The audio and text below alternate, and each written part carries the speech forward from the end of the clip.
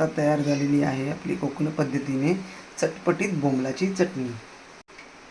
या मग खायला.